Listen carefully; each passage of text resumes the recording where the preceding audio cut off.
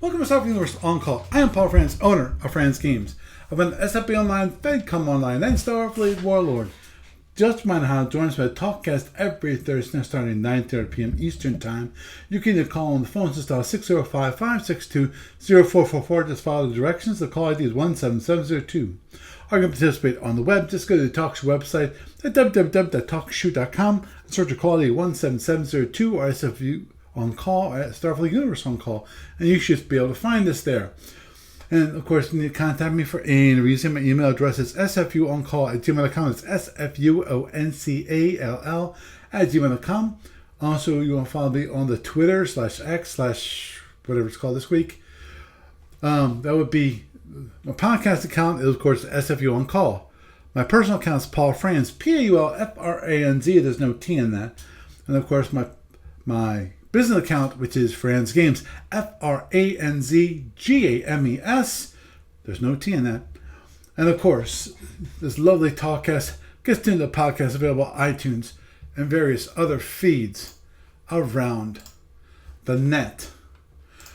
And this week, some quick news from ADB. Actually, there is none. They're still working on replacing Shapeways. When it comes to found online store for this week, we have the Galactic Conquest Rulebook. It's 1995. This is a newly updated 5th edition of the most famous campaign rules in the Starfleet universe. Use these rules in the official campaigns or to build your own campaign, includes everything. This includes everything: conquest, exploration, alliances, diplomacy, construction, technology development, ships, bases, and 1,000 more other things. This campaign system is designed to use with Starfleet battles. It might work with other game systems if you go to some effort, and assumes that you either create your own map or use the map provided by the campaign game masters. The new edition includes an extensive index, which makes it easy to track down exactly what you want to do. Moving on forward to the SFB Online Tournament, Sapphire Stars 18 tournament signups are open. We have 7 signups. That means we have 9 more slots available. As soon as those slots are gone, they're gone, and the tournament starts off like a rocket. Moving onward and forward, when it comes to online client, I'm planning on recording the Federation Commander videos because of someone actually was interested in playing Federation Commander. The problem was that they didn't know how to use the client, and I pointed them to some videos and found out they were 13 years old. So it helped them get started. The client has changed quite a bit since that time, so I'm hoping to get back on that horse and get going on updating those videos. Hopefully I can get some of that done this weekend. I would love to spend a few hours just working on that. And when it comes to library report, there's actually been no updates. There actually might have been an update, but I have not had a chance to post that. Federation Commander, again, nothing to update there. So with that is the news for this week. And it's me, SFB Paul Franz, welcoming you to Starfleet Universe On Call. And tonight we have Gary. Say hi, Gary. Hi, Gary. And we have Jeff. How you doing, Jeff? Good evening, everybody. Hope your trick-or-treating went well. Fortunately, I didn't have any trick-or-treating. I was giving out the trick-or-treats. Which actually I'm going to be handing out a lot more on Sunday because they have a Jack Frost parade in Robisonia, right near where my church is. It's a small town, and right down Main Street they have a parade, which is of course all set up for Christmas, which is fine. But we give out usually people give out candy during the parade, and any extras, okay, I'm giving it away. So, and of course, I forgot the most important person of all. Hey, Doug. Hey. Hi, Danny. I'm here. What do you mean they have a Christmas parade tomorrow? No, not tomorrow, Sunday. Sunday, but still, Turkey Day's next. Wait in line. Get in line. Tell Fat Boy to get in line. I know, right? Hey, be happy that it's I have to Sunday. put my family to sleep with turkey on Turkey Day, hopefully. Oh, the tryptophan. Yes. Uh-huh. Well, unfortunately, my family doesn't like turkey, so we have chicken. We've alternated. Yeah, ham too, sometimes. I wouldn't mind having ham. Yeah. That's one thing I don't do much, and that is I don't buy ham much. And what do you guys do for Turkey Day? Well, Well, it depends on if I'm on the road or not. and I'm guessing Gary doesn't celebrate Thanksgiving in Canada. Well, Turkey Day up here is earlier in October. It's the same day that you guys have another holiday that's has various names around it. Yes, yes. Ah, yes. I forgot. You know, we should start a campaign to have like Canada break up and join the U.S. as like a bunch of new states. That way, all the holidays can be like synced and everything, and we could have Hey, two Doug? Independence Days. Doug, there's a book you need to go to the That library didn't work out for and you in like 1812, dig out. so I wouldn't recommend trying it again. There's a book in the library you need to go Yeah, I dig know up. they It's tried to called back in the day and they 54, failed. 40, or Fight. Yeah. Very interesting book. No, they actually tried to do that back around at the turn of the last century, and it failed. Yeah, that was the book 54, 40, or Fight is about that endeavor. Yeah. That's where they wanted to set the boundary, which would have effectively taken 90+% of Canadians of the Canadian population and converted them into Americans, whether they wanted to be or not. No, let them do it voluntarily. That way we can just laugh at them later. Well, So and of course, Quebec would still be separate from the rest. Yeah, of us. they don't have to join. They don't have to join. It's okay. Last time I was in Quebec for work, I was asking for help, and I heard very, very, very polite people in very clear, unaccented English telling me that they do not speak English. It wasn't that they didn't speak English; it was that they chose not to. Because if I didn't know French, Quebec French, not Canadian high French. school You're French, not worth speaking not to. high school French, Quebec French, they didn't have anything for me. Yeah, exactly. Yeah, they can have their own little enclave and like frickin' starve. Let them be on their own during the zombie apocalypse. Beat that zombie with your baguette. Enjoy. No, that's the French. The French had the baguettes. The Quebec, Unfortunately, the Quebecs would probably end up chucking Timmy Ho's stale Timmy Ho's donuts at them. No, poutine. That's what they'd be chucking. Poutine. Poutine is not just Quebec. It's more. I know. Oh, never mind. I know it's very Canadian. And For any of our Canadian listeners, including the one on the line with us, we're not bagging on Canada out of malice. no. This is all good-natured humor. Yes. And Gary's a naturalized one. Became a citizen. Which, how many years has it been, Gary? Oh, yeah, you're back. A few. Yeah, because I remember you told us many years ago when it happened. I just can't remember when that was. But, It was a while back, that's right. yeah. Sure. But so as far as the actual podcast goes, Yes. there were actually three little small to medium-sized things I wanted to mention, unless you guys had other plans. Yeah, but no, please. I was kind of hoping you would have been here last week when we were talking about Andrew War. Well, that's why I was trying to call in, but I was having a technical issue stuff. So, Right. but Well, it happens. first of all, is there any update on the client working as a Flatpak for Linux? No. I have to work on that. I've been working on different features. Is what I've been working on. I had a plan.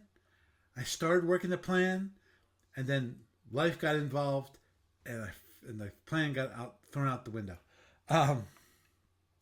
Which was I was recording videos. I recorded a set of videos for how to play SFB online, using the client.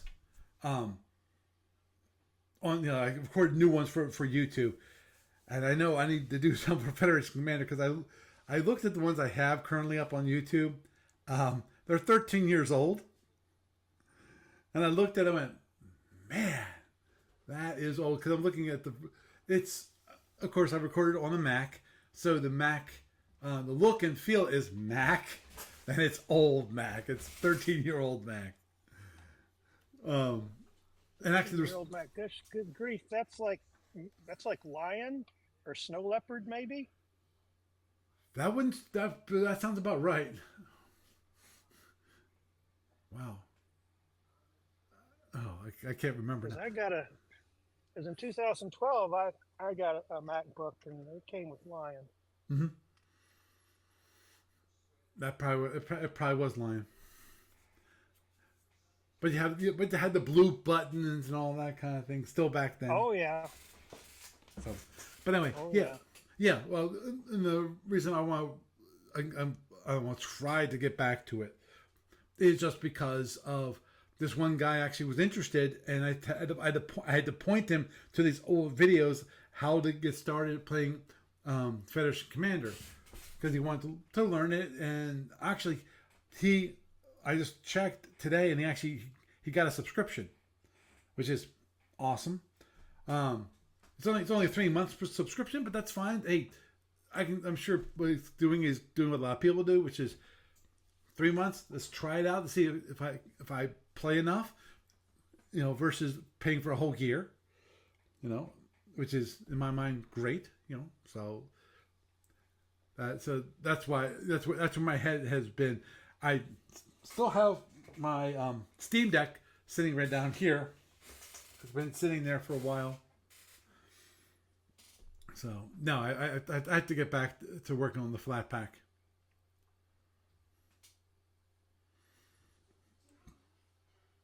So that's the update on that. Second question is all right. So second question is so on the BBS, if you go have a look for the one of the off topics boards, there's a section about other war games, and a while back I posted a bit about there's a new source book called BattleTech Universe, which came out a few weeks ago, and that concept of book is something I wanted to talk about for a couple of minutes.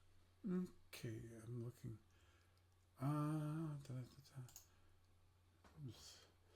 What was that? Okay. And badoing, we're back. Oh, you're the one. You got disconnected. Okay. Other war games. Is that it? Is that Did you boot me? Look. Other war games, yes. Yeah, there it is. Oh man. What's the matter? No. Well, what was surprising to me was Mech Warrior 5 Clans has been released on the PC and the console.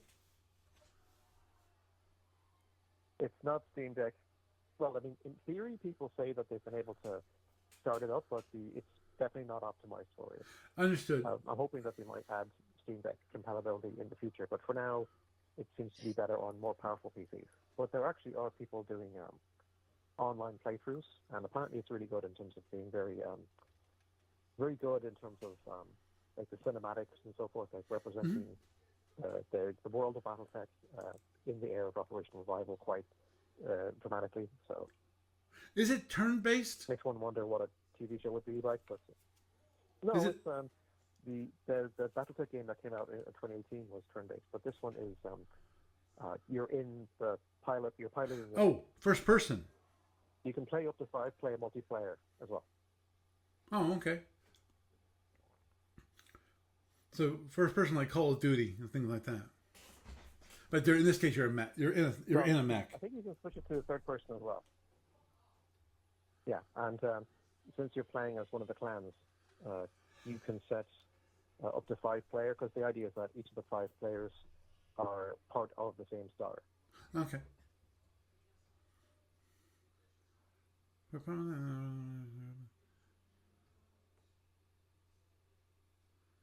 Yeah, hopefully. Yeah, because I was actually, I think I played Mech Warrior, I forget which one, which is turn based on the Steam Deck,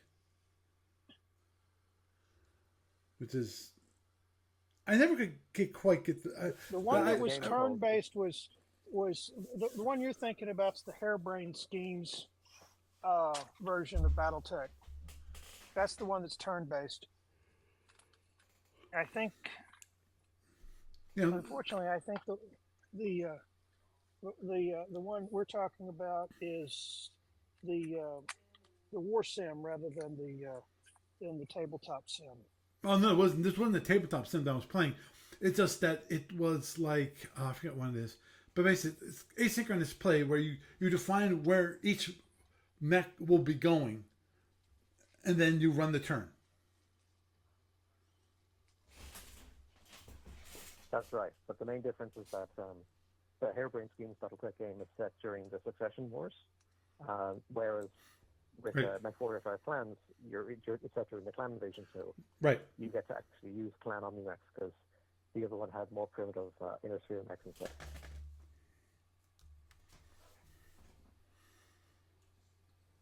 Right.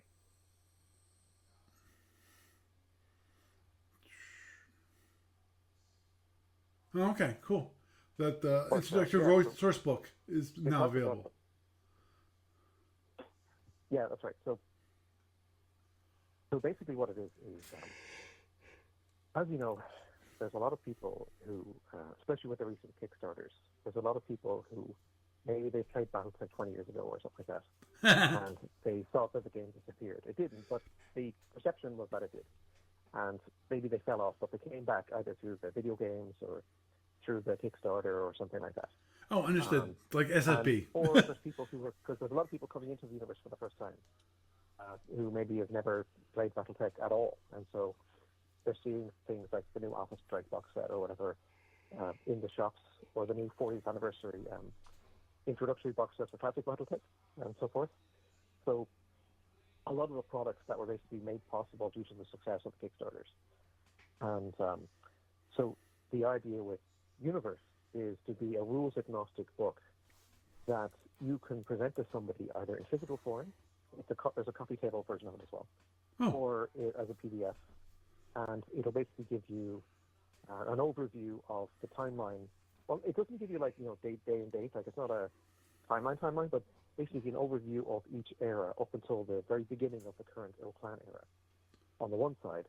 And then also it gives you a breakdown of many of the relevant factions, like the Great Houses and many of the prominent clans and periphery states and so forth on the other.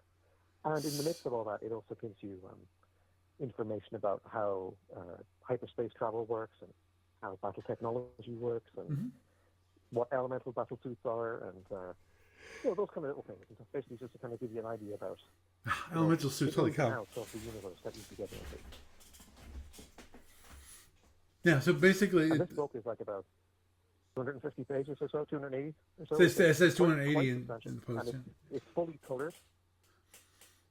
Yeah, it's fully illustrated as well. I mean, some of the art was commissioned just for it. Like, it's just amazing. Actually, a lot of it is very reminiscent of the stuff that you see in the BattleTech video game, because, like, in the early part of the history, they show the very first colony ship that was sent to Tau Ceti in the early days of what would become the Inner Sphere.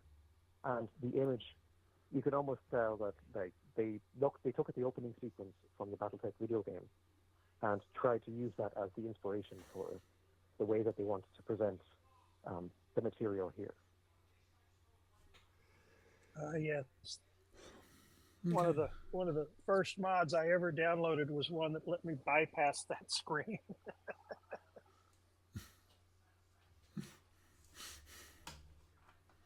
But It was great yeah, to this see is a once. really It was great to see once, but it's like when you were going through, and as finicky as that version of BattleTech was, particularly on launch, it was like, okay, all right, everything just crashed. All right, I had to go in here and tweak a file and bang this bit and knock that save file around. All right, now go back and load, and that's another 45 seconds before I can get to the point where I can select how to get back in it.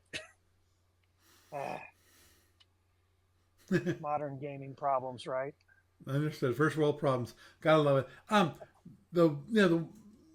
Actually, basically, it sounds like a history slash background material book, which talks about this is the universe in which BattleTech is a part of. Which, yeah. So basically, what I would say is that basically anybody who's in one of those situations where they've been out of the game for a while and they want to get caught up with what's happening now, or if they are brand new to the universe, and no matter which game system they have, because as I say, there's no rules in the actual book. So if you mainly play Alpha Strike, it's perfectly fine, like to have the Alpha Strike box set and the Commander's Edition rulebook and this. Or if you want to go with classic BattleTech, you can get the various like classic BattleTech boxes and the rules for Total Warfare or Battle.net Manual, whatever way you want to approach it. And this book will still be fine for that. Or if you can just want to do role playing, this book will help with that too. But the reason why I wanted to talk about the book is less to try and sell the book in and of itself, because right. I mean that's not really the main goal I was going for. What I was going for is that I really think that an equivalent book like that for the Starfleet universe would be great. Like something that basically, regardless of whether you play Federation Commander or if you play Starfleet Battle, Star Matter, Call to Arms, whatever, Prime Directive RPG, whatever it is, if there was basically a side book that showed, here's what the Milky Way galaxy looks like, here's a brief overview of the various Alpha empires, here's the Omega empires, a little brief overview of them, here's something about the Magellanic Cloud, here's the Andromedans, here's M81, here's early Earth, here's X-ships and so forth, here's how the universe grows, like some of the basic concepts about things like, tactical warp, the ship level relative to, operational and so forth. Like some of this information is scattered around a whole bunch of different, like source books, so whether it's one or two of the Prime Directive books, or if it's the Omega Master Rule book, or it's Module C5. But it's really kind of difficult to be able to present to somebody, here's all these things, and here's illustrations, like here's what the 5 species of the Interstellar Concordian look like, or here's the robots that the Andromedans use, or here's what the Nisran member species look like, and all that kind of thing. I mean, something that would basically did the job that BattleTech Universe does. It doesn't have to be as expensive as BattleTech Universe in terms of the production value, because Catalyst does a lot more money nowadays, because they can afford to make Universe as flashy a product as it is. But it doesn't have to be like that. Something that is like, you print it in black and white, but it still has a color PDF or something. I think that would be enough. And basically, you could just say to anybody, hey, read this, and this will hopefully basically encourage you to want to delve more into whichever part of the SFU you want, whichever game system you want. And you'll know that like everything is reasonably consistent, and it'll basically help you feel that much more immersed into what the universe has to offer. Right. Of course, there are definitely some issues with that for SFB. Some of those things are, one, we don't have a complete history of the, like, Omega. We don't have the complete history of, the Andromedans, or even the Tholian galaxy, things like that, where we have bits and pieces, but don't have the whole thing. And on top of that, we may have licensing issues as well. True, but but given that we have to put those pieces together, that's number one. Number two, I would think that the biggest issue I would think that AV would have with that would be would it sell? I know Gary, I know you're one of those people that would buy that. I would probably buy that too. Yeah. Some of the people who do role playing games, whether it is actually Star Trek or possibly just based off of SFB, maybe grab one of the Prime Directive ones, which have on different engines, GURPS, D20, D20 Modern, all of them, because that would give them a lot of background material to play. I'm not, to be honest, I don't know how many people actually use Prime Directive when it comes to the game itself. No matter which version, whether it's again GURPS, Prime, D20 or whatever engine. I'm not sure how many people actually buy it and play it. The only person I think could have a good idea of that would be, of course, Steve Cole. And I'm willing to bet that has a much smaller amount of people than like Federation Commander. At least that would be my bet on that. And here's the weird thing, and it's kind of related, kind of not related. And that is sometimes I'm not sure about you guys, but sometimes I feel like we're old school in that we actually like to play tactical games on the actual board. Versus, I know. Well, a lot of people like to play tactical games, but they want it on a computer. Have the computer do all the tough stuff. And then of course, the battle royale has really supplanted the tabletop game. Well, even not in the battle royale. Things like some of the games where you can actually play out these large battles of men or shit. I'm not even sure. I'm not sure how many actually allow you to play ships. I don't think many do actually. To be honest. Yeah, there's a bunch out there. There's a ton of them. Yep. There's tons of games for whatever genre you want. And the thing about it is that Games Workshop is to blame for almost all of them, based on a lot of people trying to get into the game system that shall not be named, and deciding that they didn't want to sink their entire retirement nest egg into all the miniatures and paints they had to buy in order to play it.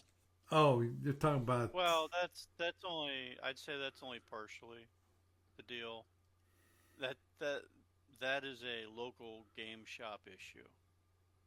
If you want to get into like wargaming, you can get into it and still have it as a fairly inexpensive hobby, comparatively speaking. But I refuse to play that game that shall not be named because of how... I mean, I saw how abusive it is to the player base when I first came across it back in the 80s and 90s, Yeah. Same thing with like Magic their players don't do them any favors either. Well, no, the player... issue with that is, there is a significant issue with some of the player base, but at the end of the day, the real problem with those games is the game companies basically milking the heck out of, their player base. They have a predatory setup. It's literally a predatory setup, and there's abusive monetization. It's the kind of thing that would make like your average little bitty phone game that's supposed to monetize all your money away blush. Heck, it's where the freemium game model got its ideas. Yeah, among other things. Oh, you're already hooked. You've already spent $1,000 to play. Well, if you want to continue to be competitive, you've got to go out and get this new set. That's another $300. Well, and then they've shown their true colors years ago when they started saying, okay, well your army set is now obsolete. Right. You have to buy a whole new Yep. set of miniatures to be official. Yep. I remember hearing Yep. about People that. won't play with you if you're not official. And it's like, yeah, it's like I was turned off just by hearing I had to have their miniatures to play the game versus like my Painted introduction in their paints. to miniatures and oh yeah, whatever. And mine was my introduction to that genre of gaming was actually going to um, oh gosh, uh, the Lancaster convention when it wasn't in Lancaster, HMGS, Oh, you mean and okay?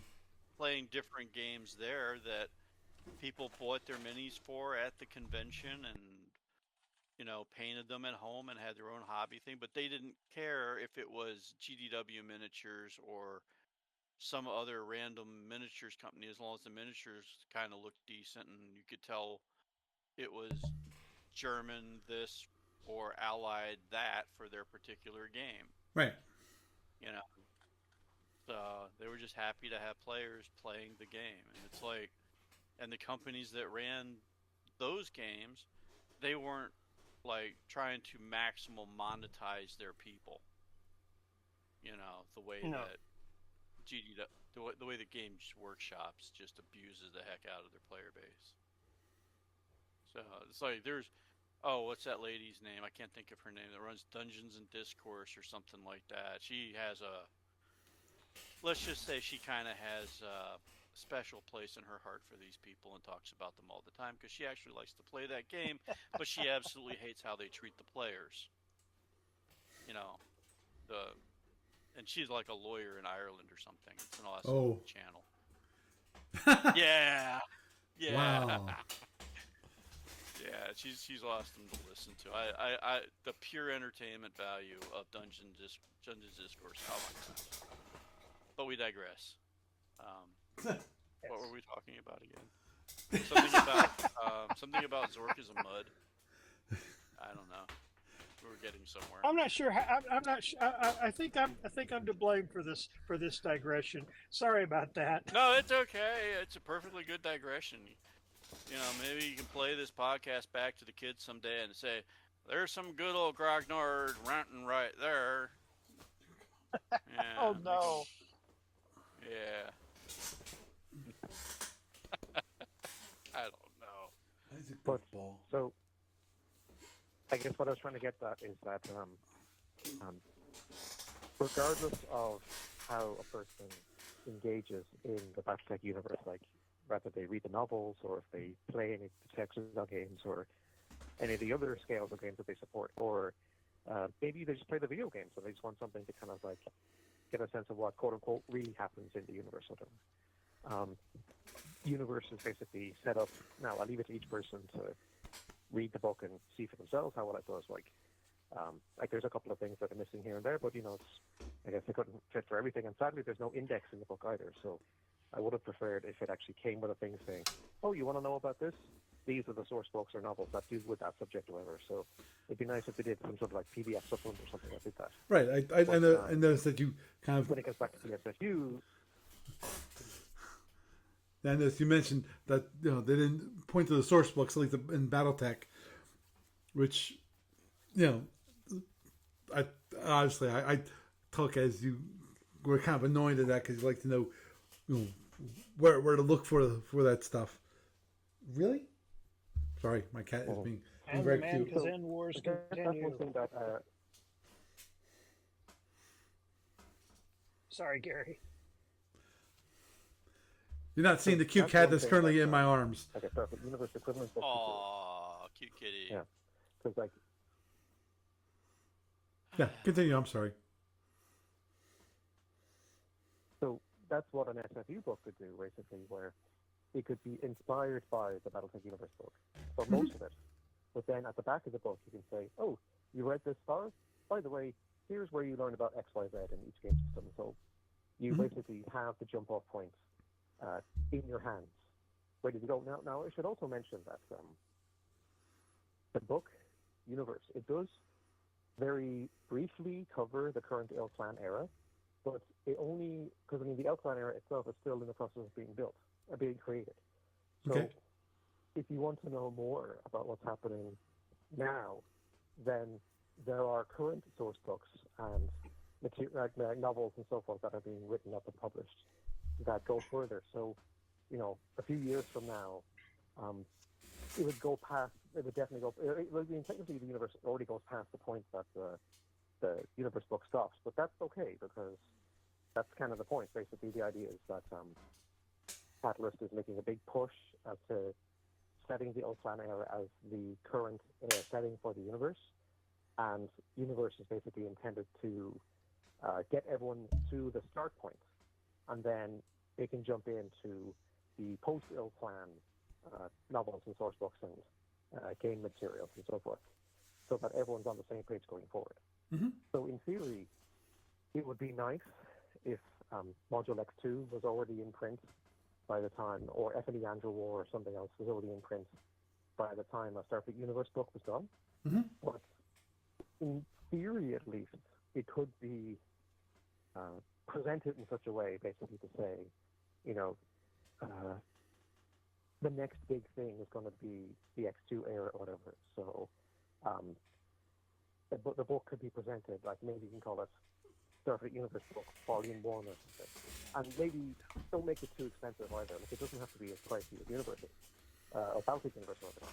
And then once more source books come out over the next 5 or 10 years, you could then do Starfleet Universe Guide Volume 2. And Volume 2 could include things like X2 or the next thing for more about the LMC or more about MNE1 or something like that, whatever. So that together, the two volumes give a player an overview about what to expect out there in the universe, and also an index so that to guide them where they need to go. Mm-hmm. Such a title has been on my wish list for years, Gary. I think one of the problems we have with between us and getting such a thing is that Steve Cole is so busy doing the things he is doing, he doesn't have the time to sit back and act as publishing editor and grand high poobah of the Starfleet Universe Gazetteer Society in order to put it out. But yeah, it would be a wonderful thing to have. Agreed. So But for now, at least, what I'd recommend is now again, I don't want any. At the very least, there's a PDF preview on Drive-Thru RPG if people want to get a glimpse about what Universe offers.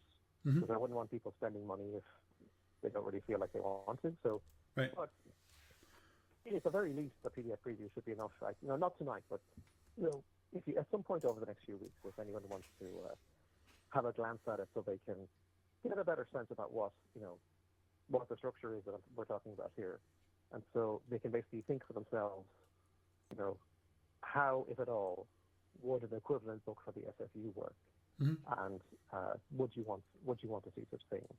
And yeah, so I guess we could take up the conversation at some future point, if you like. Understood.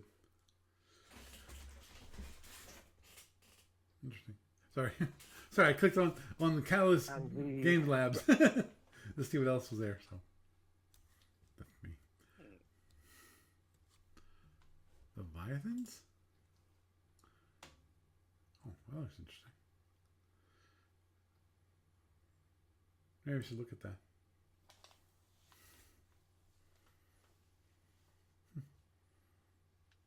It looks interesting. Anyway. And the print version of it should be showing up in stores around now as well, if anyone wants to see that. I'm sure if their nearest bookstore has it, then they can pop in and see if it's available for glance at or not. Right, especially if your bookstore actually sells books for games, which I have to check. In theory, Barnes & Noble might have it. Because actually Barnes & Noble also sells games. There are bookstores, and I think in the US, some Targets have been actually selling BattleTech. What they've been doing is that they've been selling bespoke miniature sets just for some of those stores. Now, we don't have those in Canada, so we're not able to see them up here. But if anyone listening in the US is near one of those stores, then they might be able to pop in and see stuff like that on the shelf now. It blows my mind that you can go to a brick and mortar store that isn't a specialty boutique store and see gaming stuff like this based on what I remember growing up. Oh yeah. Well, the big problem when you were growing up, those boutique, those games, they were boutique. Yeah. Oh yeah. It was new. It was novelty. It was super niche then. Right, and the number of copies, unlike like Monopoly was selling the millions. You're not going to sell. You're not going to sell 1 million copies of these games. No. 200,000 if you're lucky. You know. Not in that store. Yeah, but even across the nation, in the in the niche stores, because when you sell it to like Toys R Us, at least when they still existed, they would sell a lot of games, and they if it was a big seller, they'd be happy to sell them, but they weren't into the the war games and so forth. Well, Toys R Us is kind of an oddball one. I mean, it's kind of like the Walmart of toy stores. And I do remember them having things in there that kind of hit the genre a bit. Yeah. Not to the degree that you would have at your local hobby shop. Right, especially later on. When the local hobby shop guy is literally doing that specialty item for his group of players that come in and ask for it specifically. Whereas, I still remember those guys have like their whole corporate side of it. But I remember you could buy stuff like, your Axis and Allies games, stuff like that. You could get there. Yeah. All the old Avalon Hill titles. Mm-hmm. Mm-hmm. Oh. A bunch of those. I remember seeing those in Walmart at one point. Yep. And my gosh. I remember my brothers getting those games. We never really played them. We have them, but we never really played them. Especially Avalon Hills. Actually, the one we did play was Stocks and Bonds. That's one of those ones that we played a lot of. But they had the original Starship. Darn it! You're not thinking Starship Troopers, are you? Starship Troopers, yes, the original Starship Troopers. Yeah, that's exactly where you had the suits. Starship Troopers. This is before the movies came out, where basically you got infantry, what you got. You don't have what was originally envisioned is the Starship Troopers, the novel. I was about to say. So the game was actually designed by somebody who read the entire book, not just a bit here and a bit there, like the guy who wrote the movie. Right. Yeah, exactly. I have that. I actually have that game here somewhere. Yeah, it's in the basement. Oh my gosh, yeah. Matter of fact, I remember buying that at a game, at like a game store that wasn't a niche game store. Mm-hmm. I was like totally shocked to actually see it in there, and it was dirt cheap. Yeah, I actually read all the rules. I never played it, but I actually read all the rules because I still remember part of it was going around with nuclear weapons. That was a fun game. One of those things. Tactical. Right, and the thing of the whole idea of Starship Troopers when it comes to the novel and so forth, is that one person is basically a squad of people. Small army. Basically, a smaller, and they would actually jump. Have the jump chutes that they actually could jump and leap many long distances. Oh, it was based straight off of the books. Right. Oh yeah. Oh, I know it was. I liked how they had hidden movement in it too. They had a lot of interesting different play styles you could do with that game. Right. So, but then again, yeah, that's a whole other issue. So, the nostalgia bone is getting hit hard tonight. Hey, come on, we can't help it. You just got me thinking about the fact that the first time I ever played BattleTech, the mech sheet I had was the Battle Droids branded mech sheets because the guy we were playing with was trying to use up his photocopies from the pre lawsuit version. Oh, jeez. The original version of BattleTech was called Battle Droids until LucasArts sued them. Oh.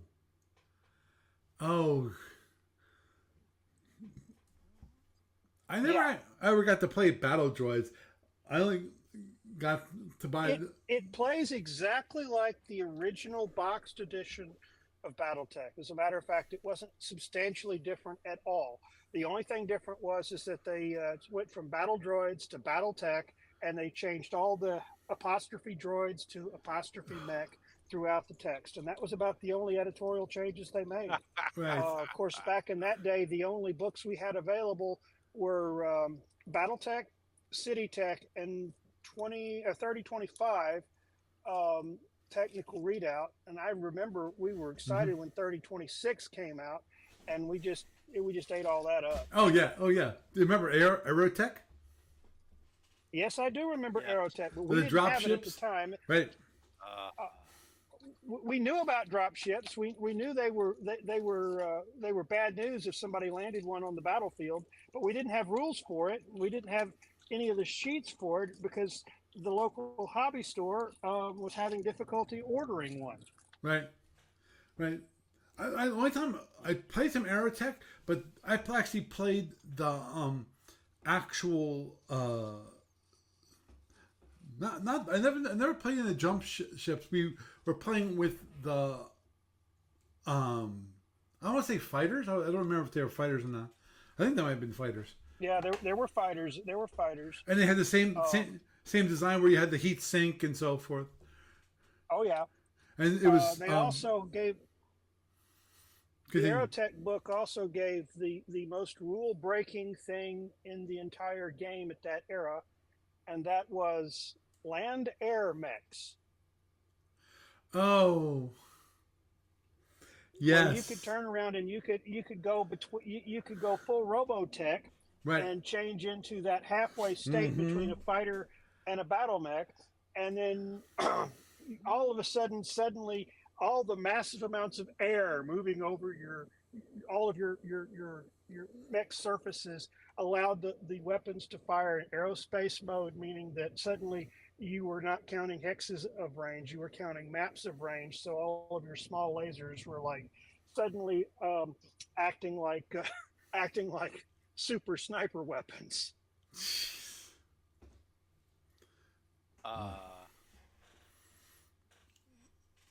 Yeah, we had a lot of arguments over that. Oh, I am sure.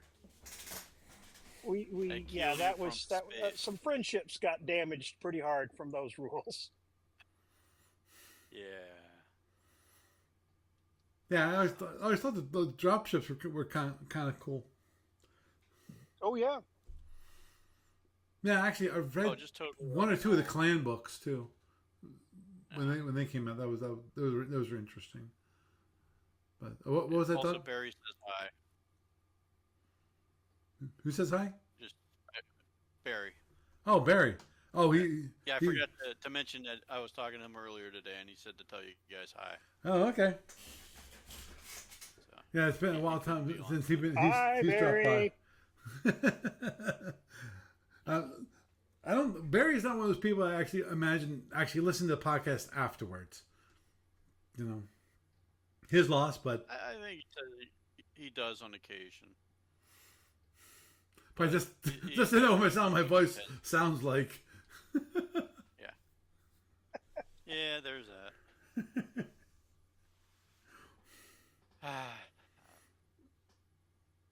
Yeah, actually, I was supposed to possibly get together with someone last. I think the last weekend. I think it was last weekend.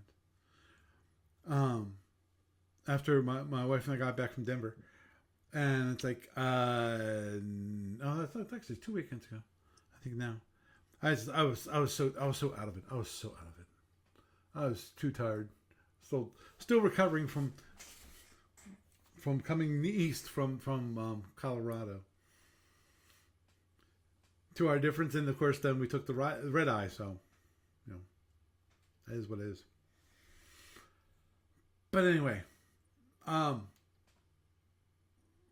was that the only two topics? I think that was the two, right? Yeah, that was two. The Okay. Linux Flatpak thing for the client, and Right. also Battletech Universe. Okay. So I guess the third thing was just the kind of catch up on what you guys were talking about last week with Andro War. Now, to be clear, Steve has said that no, the actual rules themselves are, him and the staff are working on them, and they're not taking inputs. Right. I'm Right. told they say they're taking input, so I'm not going to go there. Yeah. So I did try and post like some historical context stuff, whatever, like stuff that's from like for other empires and for other game systems, and background material and so forth that exists that people can review, and hopefully by the time the conversation does get to the point where BBS discussion takes place, so that people will have more informed ability to kind of add to or comment on whatever the staff come up with. So, but there was something. I'm trying to think now. So, Yeah, the one thing that really that I brought up, which I thought is definitely something to keep in mind, which is I don't feel like when it comes to the game that all the units of the Andromedans have to be representative, because I'm not sure if the pseudo satellite ships really need to be represented. The energy modules, I'm not sure if they need to be represented. What game are you talking about here? What game Hey, company are you Paul, talking about? which side are you on? Do you know the environment of which you speak? I mean, seriously, it's just like saying, we're gonna do our own, little podcast about forging in fire, and we're not gonna have fire. Come on. This is a guy like, who yeah, basically he did what? He included fighters in F&E. Well, And kind of. PS. Yeah, that has not been released yet, and Lord knows, I hope it dies on the table. Well, they're still you're thinking about part Federation of the Commander. game. Yeah. Yeah, No, Federation fighters Commander. are a decided part of Federation and Empire. Yes. Yeah, Federation Empire. I'm sorry. Yeah, but he's got that in there. So there you go. But I think what Paul's Yeah. complaining about is he didn't want to see fighters attack appear for Federation Commander. Oh, definitely that. That's true. That's true. yeah. Well, I think the whole idea of adding everyone having fighters in Federation Commander, I think is such a bad idea. Such a bad idea. That it. But because- so is Starfleet Universe. Because the reason why we have things like wild weasels, we have T-bombs, we need all these things to defend against these stupid fighters, this stupid attrition units that give you so many drones that get launched at your fleet that it's freaking insane. That's why I hope that I know that it's not quite not still on the drawing board. There have been beta rules created for that, but I still hope that they never reach it out to general release, because dang. Sorry, I have been going off on that. Right, but I just have this like space opera feel to it. Yeah, true. Yes, Gary. Sorry. So, back to F&E. Okay, so to this point, most of the expansion modules for F&E give you a broad variety of units for empires that already existed print to that point. The main exceptions are, for now at least, the ones that introduce brand new factions, with one exception. So, for example, the ISC, they're introduced in ISC War, of course. But the ISC War module only has ISC ships. Now, some of the rules in ISC War will eventually apply to other empires. Like there's some sort of reserve rule that other alpha empires get access to during the Andromedan War, and it actually tells you what year these things happen. But for the most part, the stuff in ISC War is intended to be for the ISC itself. Right. Similarly, when F&E Minor Empires came out, it has material for the Lyran Democratic Republic, the Mudar, and the Sultorian. Although I will say that for me personally, a big issue I have with Minor Empires is that there is no historical campaign for the Sultorians. All of the campaigns in it are ahistorical, like they're made-up ones. So that means that there still, at some point, would need to be a proper campaign to represent what actually happened when the Hive ship shows up through to the point where the ISC came in and smashed it. So I'm hoping that can happen at some point in the future. Because it might need to, anyway. But the third thing is... one quick question before you continue on. One quick question about the Sultorians, real quick, which is, currently, are they represented in F&E even though if the campaign's not available? Okay. Not that I'm aware of. So, F&E Minor Empires gives you a bunch of counters for the Sultorians. And it also gives you an order of battle to represent when they first arrive in Y182. And it also basically gives you rules in terms of, like, how many booms and hull sections they can build, and how much they need to spend in order to like create a medium shipyard or something like that. Because the rules that you get, the idea is that the Hive ship basically comes with a transportable, like a collapsible yard that it's able to deploy. It takes about 2 years to do it, and once that's deployed, the yard can produce a small amount of additional units. But what you can also do is that the rules of Minor Empires allow you, if you have enough time and economic points to do it, you can actually build a medium shipyard that allows you to build dreadnoughts. But the way the Sultorian production works is you never build complete units. You're always building booms, and then you're building secondary hulls. And you're combining them together. So, for example, if you want to build a light cruiser, you just have the medium-sized secondary hull and one boom. Right. And if you want to build a heavy cruiser, you're putting 2 booms on there instead. So basically, kind of like the way that it's shown in SFB or Fed Commander, you're creating that as the Sultorian player in Fed Empire. But the only problem is that if you want to actually play the historical campaign that leverages those rules the way that they actually played out historically, that component is not there yet. So I'm hoping that either a future Anthony module or a future issue of Captain's Log will address this at some point. I'm still waiting for the next Captain's Log to come out, number 55. How many years has it been now? Mm-hmm. But anyhow, I'll continue on. Sorry. Too many. Yeah, so the third thing is now the next module that we're probably going to see is actually Civil Wars. The counter sheet for Civil Wars has already been printed.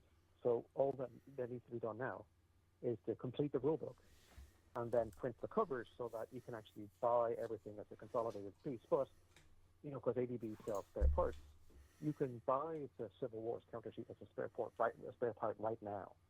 And on that counter sheet, you can see there's a bunch of wind cluster fish ships, and there's also some Rebel Romulan, Rebel Gazinti, and Rebel Lyran counters. So presumably that means, because the idea is that the Civil Wars rulebook is going to include the Win Royal Return, and because for that you're going to need the Wind Fish ships, and you're also going to need the Rebel Gazinti ships. It's also going to have the Romulan Civil War, which has a preview in Captain's Log 50, and it's going to have an older, like a pre-General War scenario representing various Lyran civil wars that took place like before the Four Powers War. So because the Winds are a relatively small faction, they wouldn't have been enough to fill out civil wars by themselves. And also, the Tactical Operations rulebook that came out, a module that came out a couple of years ago, it actually has the older wind ships, the ones that stay in the cluster, things like auxiliary cruisers and so forth. So there is technically the option of playing the wind cluster, but right now it's only really if you're trying to defend the cluster, like during the General War. Like there's a generic scenario in Tactical Operations that covers that. It's called Into the Whirlpool, or something Whirlpool anyway. But in order to use the winds as a open space empire during the War of Return, we're going to have to wait to see what Civil Wars has to say. But when it comes to the Andromedans, what I was suggesting is, especially now that they're going to be doing separate counters for the satellite ships, you're probably going to need a lot of Andro counters. Yes. So, and also, one issue is that, I don't know if you saw on the BBS, I was posting a list of missing ships from SFB in the Alpha Octans that are not currently in Federation and Empire. Because one of the problems is that even when Tactical Operations was being published, the guideline that was set is that only ships that existed prior to the beginning of the invasion could be considered. So that's basically around spring Y188. It's like the latest time a ship can exist that would have been eligible for TACOPS. So that means that there's a fair number of ships and things like Module X1R and other products that they appear after that time period. So they're not in the game system yet. So, especially for the ISC.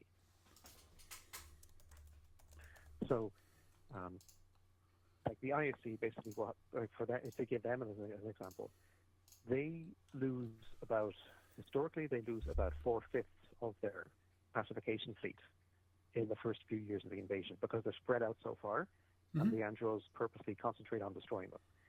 So, this basically creates 3 new types of ships that the Andros have to build. The ISC rather has to build out of desperation. One type are war cruisers, like proper warships, like war cruisers and war destroyers. Those can be built or converted in the ISC fleet yards, and so those basically like have to kind of be created from scratch. And even in SFB, it refers to that once the invasion starts, they become regular production warships. The second thing is there's actually a handful of ships. They're called system defense ships. And what happened is, so if you look on a map of the Alpha Octant, you'll see all the neutral zones that the ISC basically turns into the cordons for the pacification. And along those cordons, there's a bunch of battle stations. And when the invasion takes place, a lot of these battle stations are destroyed. Right. But the ones that survive, they kind of coalesce into these cantonments. They're kind of like little clumps of ISC-held territory scattered across the Alpha Octant. And the ships that are cut off from home that are in these cantonments, what the ISC engineers do is that they basically they have just enough logistical access to be able to build these hull sections that they weld to the bottom of the ship. And this allows them to add more weapons, but it does not allow them to add more warp power. So if you have, like, say, a light cruiser, and if you stick if you weld this section to the bottom of the ship becomes a move cost 1 ship, but it goes down to speed 24 because it's still only got 24 blocks warp engines. And so those would need to counters as well. And on top of that, there's actually some regular, like, peacetime production ships and variants that only exist in the context of the Andromedan War. So, for example, I think it's Module R11, there is a thing called the Fast Blockade Runner. It basically it's like a fast light cruiser, but what they do is that they take out the plasma torpedoes that face front, and lower down the weapons, and they add cargo boxes. So the idea is that if there's any critical components for things like PPDs and so forth, they put them into the blockade runner, and the blockade runner, because it's got the fast engines, in theory it can basically evade Andromedan patrols to the point where it can just about reach the cantonment it needs to be able to pass on those components to let them survive. So, but because that unit, I think it's got a UN service date of something like Y189 or Y190, it does not exist yet in Federation of Empire either. So that would also need counters. So that's a lot of ISC counters. And and also there's other unit types, things like advanced technology, heavy war destroyers. The Federation is probably going to need a lot of them to go after Andromeda and RTM nodes, because the Feds don't have, they don't really have a good equivalent to some of the XPFTs that the Klingons or Romulans have, for example. So those, because they don't appear in the timeline until after, they're not in the game system yet. They don't have counters right now available either. So long story short, I would say that there should be an Andro War product. I think that Andro War should only have Andromedan counters, and that there should be another new reinforcement module, like something operations, whatever you want to call it, that all of these Alpha Empire ships that are still missing would be published in instead. So you don't need, ideally you buy both modules so that you can play the Andromedan War. But say if you want to put the Andros in some other campaign or whatever, maybe have them show up 30 years early or something, then you don't have to buy the other module to play them. So yeah, basically that's the long and the short of it. I was thinking it's too big a task to put everything in the same module. So I would recommend splitting them into two. To say the very least, that's what it sounds like just from hearing how many ship counters are missing, and of course the number of counters that can be needed to be able to play out Andro War. It sounds like that there's going to be a pretty big investment by ADB on counter sheets, because as most of people know here for FNE, I seem to remember hearing somebody at StratCon last year proposing that Andro War be a full size counter sheet product, and that certainly with the latest iteration of their counter sheets being 200 and some odd counters a page. Got me on that, because I'm not familiar with FNE counter sheets. Yeah, the thing is that they were in the middle. I think the other reason that they were running into trouble was because they were looking to reprint ISC War, because they'd run out of counter sheets for it, and they were running into issues with finding a supplier that could do them. Yeah, which is always, I think, the issue these days is finding people that actually will print out counters. And smaller batches than earlier this summer. You might remember. Continue. You might remember that earlier this year. I think we were discussing on the podcast before, but there's 4 older modules, like fighter operations and so forth, that were all getting updated all at once. So many of those older modules had I think it was 216 counters instead of 280 per counter sheet. So the floor was opened by ADB for people to be able to propose new ships to go on those counters. So I don't know if they've actually been sent to be printed yet, because a lot of things going on at ADB lately. Certain things might have been postponed, but by my understanding is that the new company, whoever they are, they should be in a position to print these counters. So, but I suspect because one thing that usually happens is FNE, because their counters are double-sided, I think they tend to be when FNE counters get printed, it's for all FNE at once, but it's for about 4 modules worth. So in previous years, there had been times where maybe one or two of the counter sheets that were being printed were for brand new products, and the remainder were to reprints for older products, if that makes sense. So Right. it's quite possible that, now again, it's quite possible that by the time the Andromedons are getting printed, maybe what will happen is there'll be space for the 4 counter sheets to be done. Right. Andro War maybe number 1, maybe number 2 would be this something operations thing I was talking about in terms of getting all the IFC and Federation and other ships that we need. And then the slots 3 and 4 would be reprints of older products that have been used up over time. So that's one way in which you could have a look at it. So I wouldn't panic too much. I mean, people seem to be buying F&E counters at an unhealthy pace, so expect that sooner or later there'll be a point where they'll need to print at least 1 or 2 modules more again. So I think once that happens, then old and new will appear together. So.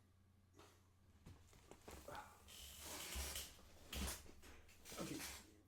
Excuse me, Kate. Sorry. Although I will tell you one last thing. If they did decide to do that reinforcement pack as a separate module without the Andromedans, there would actually be a potential use case if they ever get around to the Lost Empires. Because once you start putting the Paravians on the board, they totally mess up the historical ISC schedule. So, for example, if the Paravians drag the ISC into the General War, then using map sheet P, then all those wartime ships that they historically didn't build until the Andromedans, well, guess what? They're building them once they're available because they have to. They have to fight the Romulans and Paravians right there. So all those ships that would be in that counter sheet, like for whatever product you want to put them in, you can use them 20 years early. So you're suddenly basically not only are you adding a new empire in the form of the Paravians, you're rejuvenating the opportunities that are available for the ISC when you're using that Paravian timeline map. So you're creating a version of the ISC that is distinct from any form of their historical version. So, and I guess even with the Romulans too, because any version of the Romulans that would exist in the Paravian timeline is probably not going to be the same as the one that we know about historically. So that in turn might make things interesting in terms of what a future F&E counter sheet would look like. Now, whether there'd be enough people out there who'd want to buy a Paravian module or not is another story. Yeah, but the potential is there, even if it never gets realized.